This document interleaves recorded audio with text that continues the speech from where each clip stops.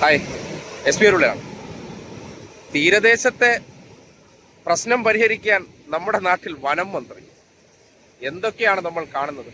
അതായത് കടലില് 3 പേരെ കാണാതായിട്ട് അതിനോട് വേണ്ട രീതിയിൽ തിരച്ചിൽ നടത്താതെ വലിയ ഗുരുതരമായ അനാസ്ഥകളൊക്കെ വരുത്തിയതിനു ശേഷം ഇപ്പോൾ അവർ സെൻസിറ്റീവായി പ്രതികരിച്ചു തുടങ്ങിയപ്പോൾ ആ പ്രശ്നം പരിഹരിക്കാൻ ഉടനടി ഫിഷറീസ് മന്ത്രി എന്ന് പറയുന്ന ഒരു വ്യക്തി നമ്മുടെ നാട്ടിലില്ലേ? ഇന്നലെ രാത്രി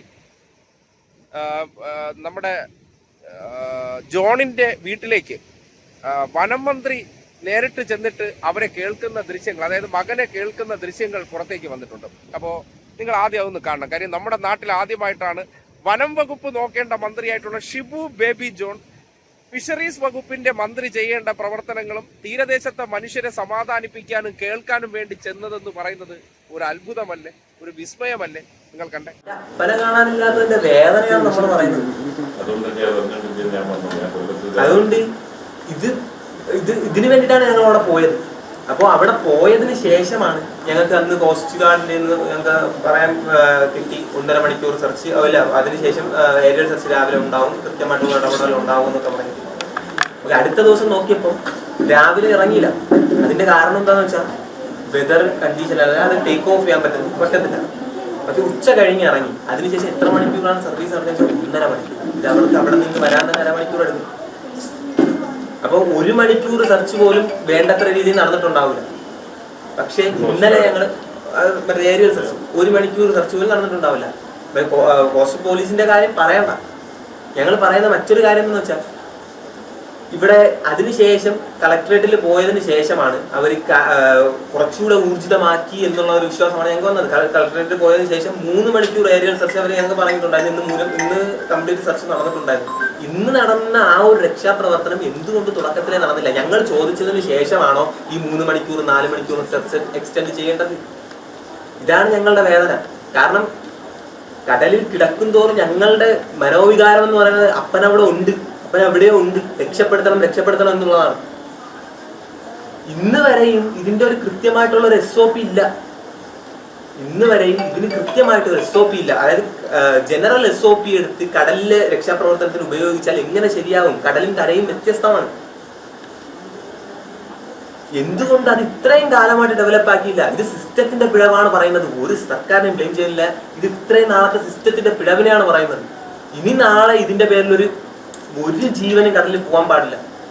2-വേ കമ്മ്യൂണിക്കേഷൻ വേണമെന്ന് എത്ര നാളായി അവർ അഭ്യർത്ഥിക്കുന്നു. ഒരു തീരം മുഴുവൻ ഒഴിഞ്ഞു കൊടുത്തിട്ടാണ് ISR ഉണ്ടായത്. എന്നിട്ട് ടെക്നോളജി ഫിഷർമാൻ എന്ത് നൽകി? ഇന്നും ഓരോ അന്നത്തെ അവസ്ഥ തന്നെയാണ്. ഇന്നും ഓരോ വീട്ടിലും കടലിൽ പണിക്ക് പോകുമ്പോഴത്തേക്കും, അപ്പന്മാർ കടലിൽ പണിക്ക് പോകുമ്പോഴത്തേക്കും വീട്ടിലെ സ്ത്രീകളും കുട്ടികളും ആശങ്കയോടെ കഴിയേണ്ട ഒരു അവസ്ഥയാണ് ഇന്നും. പക്ഷെ അങ്ങനത്തെ 2-വേ കമ്മ്യൂണിക്കേഷനോ മറ്റു കാര്യങ്ങളോ ഉണ്ടായിരുന്നെങ്കിലും അക്യുറേറ്റ് ആയിട്ടുള്ള വെതർ ഫോർകാസ്റ്റിംഗ് നമുക്കില്ല. അക്യുറേറ്റ് ആയിട്ട് നൽകാൻ കഴിയുന്നില്ല. ഇന്നലെ 40 കിലോമീറ്ററിൽ നിന്നൊരു വേഗതയിൽ ചുഴലിക്കാറ്റുണ്ടാവും എന്നൊക്കെ പറയും. ഇന്നലെ എവിടെയെങ്കിലും കാറ്റുണ്ടായിരുന്നു? മത്സ്യത്തൊഴിലാളി എന്ത് ചെയ്യും? ഉറപ്പായിട്ടും ആ മത്സ്യബന്ധനത്തിന് പോയില്ല. കാരണം കൃത്യമായിട്ടുള്ള ഒരു വെതർ ഫോർകാസ്റ്റിംഗ് കിട്ടാത്തത് കൊണ്ട് അവൻ ചിന്തിക്കും ഇങ്ങനെ അടുത്ത തവണ നൽകുമ്പോഴത്തേക്കും അവൻ ചിന്തിക്കും ഉറപ്പായിട്ട് നടക്കില്ല. അവൻ കടലിൽ പോകും.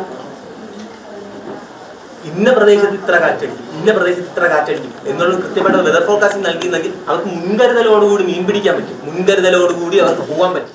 അതെന്താ സാറേ അവിടത്തേക്ക് ഈ ഫിഷറീസ് മന്ത്രിയെ വിട്ടാലുള്ള കുഴപ്പം? കാര്യം മത്സ്യബന്ധനവുമായി ബന്ധപ്പെട്ട പ്രശ്നങ്ങൾ പരിഹരിക്കാനായിട്ട് ഒരു മന്ത്രിയെ നിയോഗിച്ചിട്ടുണ്ടല്ലോ. കാര്യം നമ്മുടെ കൊടുക്കുന്ന നികുതി പണത്തിൽ നിന്ന്, അല്ലെങ്കിൽ ആ മത്സ്യ മേഖലയിൽ ജീവിക്കുന്ന മനുഷ്യർ കൊടുക്കുന്ന നികുതി പണത്തിൽ നിന്ന് ഒരു മന്ത്രിയെ തിരഞ്ഞെടുക്കപ്പെട്ട് അതിന് നിയോഗിച്ച വ്യക്തിക്ക് അത് ചെയ്യാൻ പറ്റാതെ പോകുന്നത് എന്തുകൊണ്ടാണ്?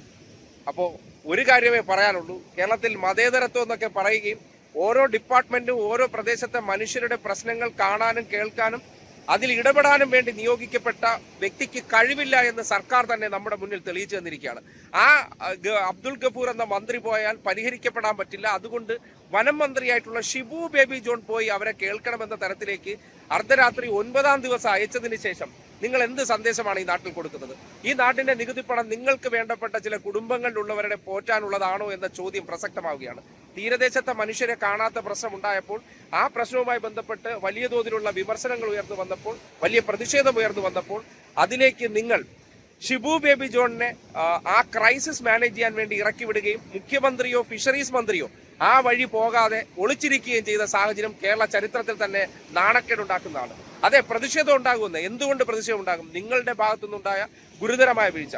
9 ദിവസമായിട്ട് അവരെ കണ്ടെത്താൻ വേണ്ടി യാതൊരു നടപടിയും സ്വീകരിക്കാത്ത നിങ്ങൾ ചെയ്ത ഗുരുതരമായ വീഴ്ചയിൽ അവർ പ്രതിഷേധിക്കും. 9 ദിവസമായിട്ട് അലംഭാവം ഉണ്ടായപ്പോഴത്തേക്കും ആ സ്ത്രീ 2 കുഞ്ഞുങ്ങളെയും എടുത്ത് റോഡിൽ കുത്തിയിരിപ്പ് നടത്തിയപ്പോൾ ഉണരേണ്ട സിസ്റ്റം അല്ല നമ്മുടെ നാട്ടിലുണ്ടെന്ന് അവർ ആവർത്തിച്ച് പറയുമ്പോൾ, ഇനി ഒരു കുടുംബത്തിനും അത് ഉണ്ടാകരുതെന്ന് പറയുമ്പോൾ, അത് കേൾക്കാൻ ഇവിടുത്തെ സംവിധാനങ്ങൾക്ക് ബാധ്യതയുണ്ട്. തീരദേശ പ്രശ്നങ്ങൾ ഉയർത്തിക്കൊണ്ടുകൊണ്ട് പലയിടങ്ങളിലും നടക്കുന്ന പ്രതിഷേധങ്ങൾ, അത് സർക്കാർ എത്ര കണ്ണടച്ചാലും അതിനെ ഒന്നും നിങ്ങൾക്ക് മൂടിക്കെട്ടാൻ പറ്റില്ല. ക്യാമറകൾക്ക് മുന്നിൽ വന്ന് അഭിനയിച്ച് വാചക കസർത്ത് നടത്തിയിട്ട് പോവുകയും തീരദേശ പ്രദേശങ്ങൾ എന്തോ പ്രശ്നമാണെന്ന് പറയാൻ ശ്രമിക്കുന്നവർ മനസ്സിലാക്കേണ്ട ഒരു കാര്യമേ ഉള്ളൂ. അവരും മനുഷ്യരാണ്. ഈ കാലവർഷക്കെടുതിയിലിടയിൽ ജീവിക്കാൻ വേണ്ടി കഷ്ടപ്പെടുന്ന ആ മനുഷ്യർക്ക് ഇപ്പോൾ ഇങ്ങനെ കടലിൽ 2 മനുഷ്യരെയും 3 മനുഷ്യരെയും നഷ്ടപ്പെടുമ്പോൾ അതിനോട് നിങ്ങൾ കാണിക്കുന്ന ഗുരുതരമായിട്ടുള്ള അലംഭാവം, അതിനെതിരെ ചോദ്യങ്ങൾ ഉയരും, പ്രതിഷേധമുണ്ടാകും. പ്രതിഷേധിക്കുന്ന മനുഷ്യരെ കേൾക്കുകയാണ് വേണ്ടത്. അല്ലാതെ അവരെ തിരിഞ്ഞു നോക്കാതെ അല്ലെങ്കിൽ അവരെ കാണാതായതിനെ സംബന്ധിച്ച് ഒരു പരിശോധന നടത്താതെ വരുത്തിയ വീഴ്ച ഗുരുതരമായ വീഴ്ച തന്നെയാണ്. അക്കാര്യത്തിൽ യാതൊരു ന്യായീകരണവും ബന്ധപ്പെട്ട വകുപ്പുകൾക്ക് പറയാൻ കഴിയില്ല തന്നെ.